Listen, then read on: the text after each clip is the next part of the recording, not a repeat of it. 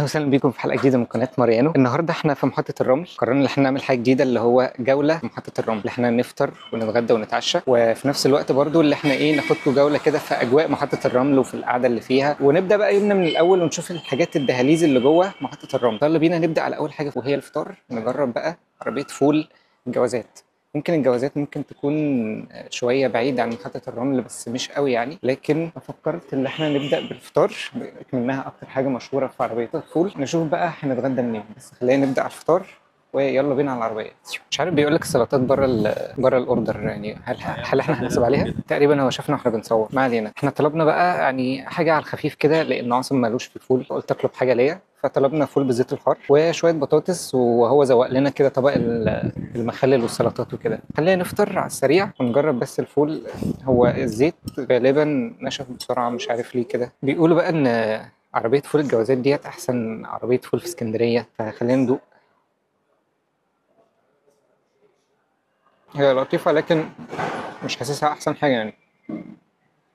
عامة احنا لقينا قهوة كده في الشارع بتاع الجوازات، يعني هو الشارع لطيف وهادي كده، الناس فيه لطاف والجو حلو. الأكل كنت متوقعه حاجة مختلفة شوية، لكن تمام كبداية يوم يعني مش وحش. طب الواحد ما فطرش من الصبح، أنا متكيف ناوي. عارف كان ناقصه إيه؟ شوية ملح كده وزيادة طحينة. طحينة يا اسطى، طحينة مش نموت. ولا هم قالوا أحسن فول وبتاع، فقلنا نجرب. يا عم مش كنا رحنا عم زغلول؟ كان زماننا دلوقتي اكلين فلافل بالجبنه وفلافل بالبسطرمه وبطاطس مهروسه وبطاطس محمره. اوكي كنت هتكوع لك مثلا 100 جنيه 120 جنيه، كان هتاخد لك يبقى سيرفيس كبير كده، مش تقول لي فول وبطاطس ب 50 جنيه. احلى منك لله. عامة لو عايزين نجرب عم زغلول في حلقة تانية اكتبوا لي تحت في الكومنتات. لو عندكم برضه مناطق تانية في محطة الرمل عايزين نجربها ممكن تقولوا لي برضه نجربها في حلقة تانية. فخلينا نفطر ونخش على الجولة اللي بعديها نشوف بقى هنروح فين. قشطة يلا بينا. مش عارف بقى هو في حد جوه اصلا ولا لا، بس قشطه. واحنا ماشيين في اجواء محطه الرمل عشان نشوف لنا حته نقعد فيها، لقينا مطعم لبناني كده صغير اسمه دبك الجبل تقريبا، حاجه شبه كده. طلع فيه مناقيش وحاجات لبنانيه، واصلا تقريبا اللي شغالين جوه اللبنانيين. فخلينا نشوف هنطلب لنا ايه. ممكن نطلب لنا حاجه على الخفيف كده مع بال ما نشوف بقى الغدا اللي احنا لسه مش عارفين هيبقى ايه هو بالظبط يعني. طلبنا منقوشه لبنه وزعتر، كان في اسامي غريبه كتير في المنيو ما فهمناش منها حاجه الصراحه، والاسعار غاليه جدا يعني. تقريبا جايبين منقوشه اللبنه والزعتر اللي هي اصلا ممكن نجيبها من اي محل سوري مثلا ب 30 جنيه، هو عنده 115. قلنا نجرب. عمار قاعد في 2010 لسه. يا عم جيبها لو جبتها لك ب 30 جنيه. اديها لي ب 30 جنيه ولا يا ليه؟ عم واحنا مروحين هبقى اجيب لك منقوشه لبنه وزعتر. المهم 115 جنيه، فانا ما فهمتش ليه الصراحه. في الريلز اللي هم كانوا بيحطوها كان بيقول لك اللي هو الناس اللي شغالين هناك لبنانيين، وبيجيب لك ماتيريال من لبنان وبيجيب لك حاجات مستورده، فعشان كده ده سبب الحاجات الغاليه. لكن لقيت الدنيا كلها شغاله مصريه جوه، وفي نفس الوقت برضو يعني انا مش عارف برضو هل هتفرق لو مستورده او مش مستورده. فاحنا طلبنا ونشوف، يعني احنا مش خسرانين، لا خسرانين يعني، بس هنشوف. هنشوف. وبرضه احنا طالبين يعني حاجه خفيفه اللي هي لبنه وزعتر، كان عنده حاجات تانية فراخ وحاجات من كده، بس معديه حاجز ال 150 جنيه، فاكيد يعني مش هجرب منقوشه ب 150 جنيه يعني. فبس قال لنا تلت ساعه، فنستنى تلت ساعه، مضطرين بقى نعمل ايه. بس لحد ما تلت ساعه ما تخلص نستنى. واخيرا بعد الانتظار قدام تقريبا نص ساعه، ساعه الا تلت، حاجه شبه كده، نزل لنا هذا المنظر. هو شكله الصراحه ماشي اوكي مشاهي واستحق الانتظار، لكن هي غاليه قوي الصراحه. فخلينا ندوق نشوف طعم عامل ازاي. ممكن تعملها معاهم في البيتزا. ما انا هعمل كده بقى. يعني يعني تعملها بيتزا يعني لو هي بيتزا بيتزا لبنه بالزعتر اه. عشان ندوق. نايس. هي لطيفه الصراحه بس مش ب 110 جنيه يعني. دوق كده، لطيفه بس مش ب 110 يعني. ورثت طيب. تجربه عشان ما نخليش في نفسنا حاجه يعني. وطعم اللبنه برضه حلو، لكن ممكن يكون فاصل كده ما بين الفطار والغدا، حاجه خفيفه كده نفصل ما بينهم. حاجه حلوه. بس خلينا نخلص بقى المنقوشه ديت، نخش على المطعم اللي بعده. احنا برضو لسه مش عارفين ايه هو، احنا لسه بنتمشى ونخوض المغامره وكده، فلما نلاقي بقى المطعم اللي احنا هنتغدى فيه نبقى نجي لكم تاني. واحنا ماشيين في دهاليز محطه الرمل لقينا منطقه هاديه كده، ولقينا مطعم في النص اسمه بازيليكو، هو تقريبا اهو قدامنا.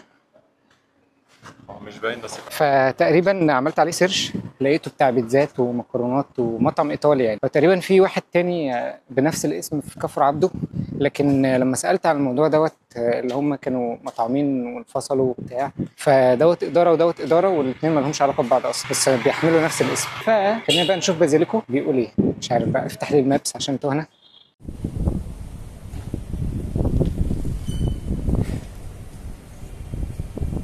عمار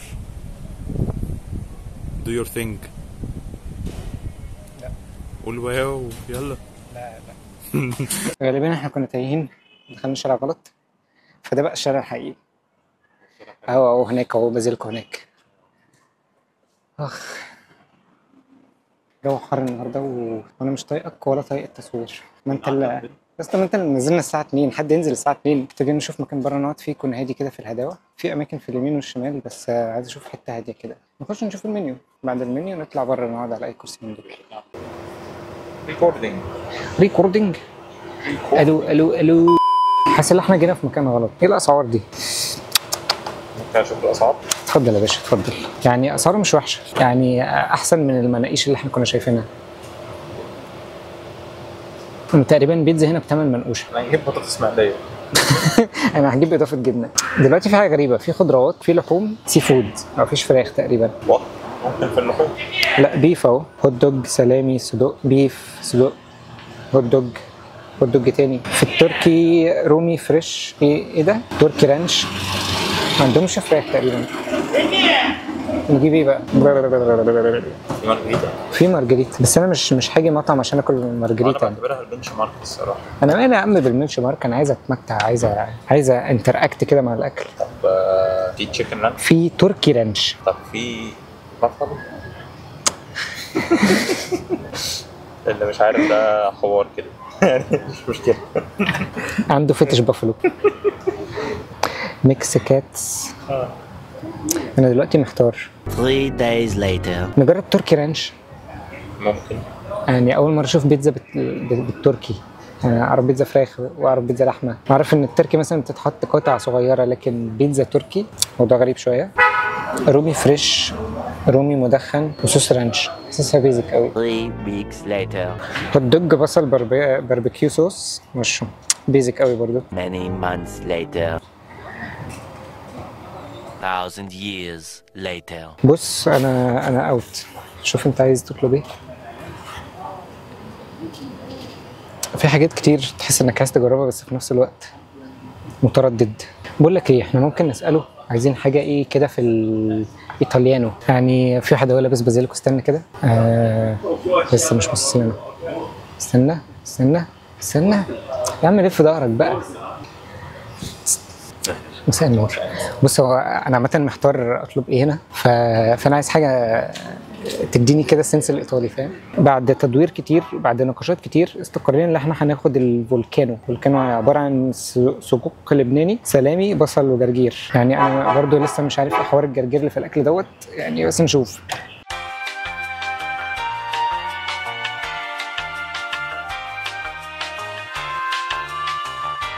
ديت تقريبا الفولكانو بتكون عباره عن صدق وسلامي وجرجير وبصل زي ما قلت لكم قبل كده. كنت متخيلها الصراحه هتبقى عارف انت الاطراف اللي بتبقى المنفوخه ديت اللي اكلناها في الحطاب، فاكر؟ انا كنت بحسبها اللي هي هتطلع علينا كده يعني، كنتش متوقع الشكل ده خالص. يعني بس تخينه شويه بس لطيفه. مش تخينه قوي يعني، رفيعه سيكه. هنا بقى بيدي لك معاها زيت مش عارف ايه ده، وزيت تقريبا ده زيتون. فهو بيدي لك بوكس كده بيكون بقى فيه كل الحاجات ديت، وبيكون فيه شوكه وسكينه، وشكلهم حاجه نظيفه قوي يعني. فقشطه. انا برضو مش عاجبني حوار الجرجير على البيتزا ده. يعني انا عارف ان هي سيكا ايطالي وكده، لكن مش من محبين الجرجير مع البيتزا. هو يابا النص بتاعك اسمة العدل. انا خليني في النص بتاعي. متزوم.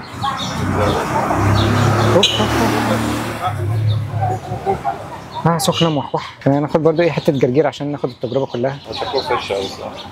دي بوينت. يلا بينا بسم الله.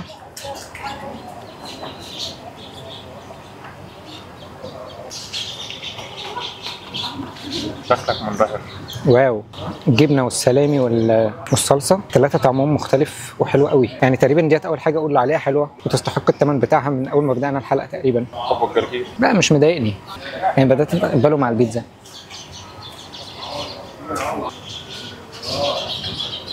خلينا نجرب بقى الحاجات اللي على جنب ديت. بص انا احط البتاع ده وانا مش عارف ايه هو اصلا. يا لهوي يا لهوي، ريحته خل قوي. هو ده بلسم الجاي. خلينا ندوق اخر واحده. مش عارف ليه بحط كتير.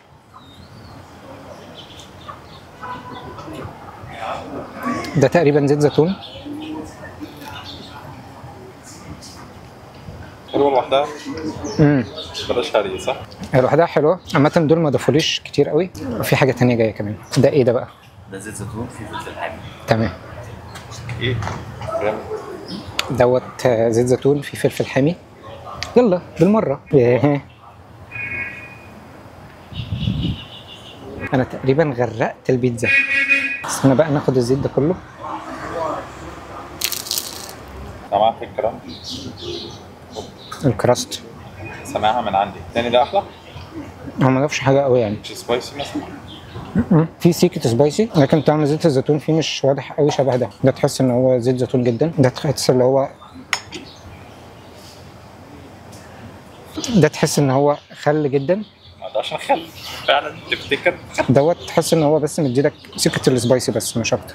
فده كده يكون الغدا بتاعنا. مش عارف واحنا في السكه ممكن نلاقي مطعم تاني حاجه تانية مختلفه برضه لسه مش عارفين. غالبا الدنيا دلوقتي بدات يعني تليل، بقينا داخلين كده على المغربيه، فنشوف بقى هنلحق ولا ما نلحقش. يعني صراحه البيتزا ديت عجبتني جدا. اوكي سعرها عالي سيكا، بس بالنسبه لباقي المطاعم مش عاليه قوي. تحب تقول ايه للجمهور على اليوم الجميل ده؟ لا مش وقته مش وقته. مفيش. وبكده خلصنا الفطار والغدا وتصبيره كده في النص. كنت ناوي صراحه اخش في حته العشاء لكن خلاص شبعنا، فعايزين نحلي بقى ايه ونقفل اليوم لما الدنيا خلاص بتليل علينا.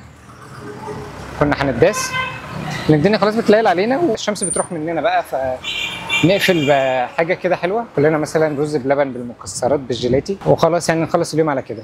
فهنجيبه منين؟ تقريبا من جيلاتي فهمي. هو اوكي في المنشيه، مش عارف كده كسرنا الرول ولا لا، لان احنا قلنا في محطه الرمل، لكن مش مشكله يعني. المهم اللي هو حلو.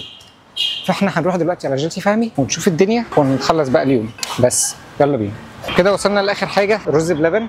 هو تقريبا مبرشم الكيسه مش عارف في ايه. جبنا علبه رز بلبن بالايس كريم والمكسرات. يعني هي كميه المكسرات لطيفه فيها. هي العلبه تحسها صغيره شويه. خلينا بقى ندوق. انا بقالي كتير جدا ما جربتش فهمي، وغالبا هم متوصيين. يعني هو ده حاطط المكسرات كلها كاجو. تقريبا دي وصايه، لان تقريبا عاصم عنده معارف كتير مهمين. يعني يا ريت نص المعارف اللي عندك. يلا بينا بسم الله. تحفه. يا ريت بقى ايه وصايات كده كتير. زود معارفك شويه. وماله عليا. تحفه جدا. يعني كويس ان احنا نهينا بحاجه كويسه بغض النظر ان احنا ما دفعناش ثمنه، بس نهايه كويسه الحلقه.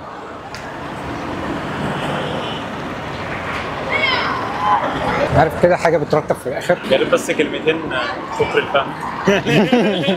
اعتبروها سبونسر. يعني اكتر مطعمين عجبونا كان فهمي وبازيلكو. بازيلكو الصراحه كانت حلوه بغباء.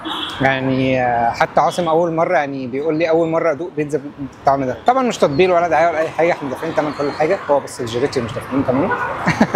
فهمي يا جماعه، فهمي في المنشيه. سبونسر. بس دي كانت تجربه لجوله في محطه الرمل. لو عجبكم الموضوع ممكن نعمل الموضوع دوت في اماكن تانية كتير. لو عايزين اي اماكن تانية اكتبوا لي تحت في الكومنتات نجربها بالمره. نعمل برضو نفس الحوار، يبقى في فطار وغدا وعشاء ونحلي ونلف ونتفسح وكده وبس. ولو عندكم برضو مناطق تانية في محطه الرمل عايزين تجربوها، في الدهاليز مثلا، في مناطق احنا ما نعرفهاش لسه، في اماكن مستخبيه، قولوا لنا برضو تحت في الكومنتات. وبس كده. لو عجبتك الحلقه ما تنساش لايك شير سبسكرايب وتفعل زر الجرس عشان يوصلك كل جديد. وبس كده خلاص. يلا سلام.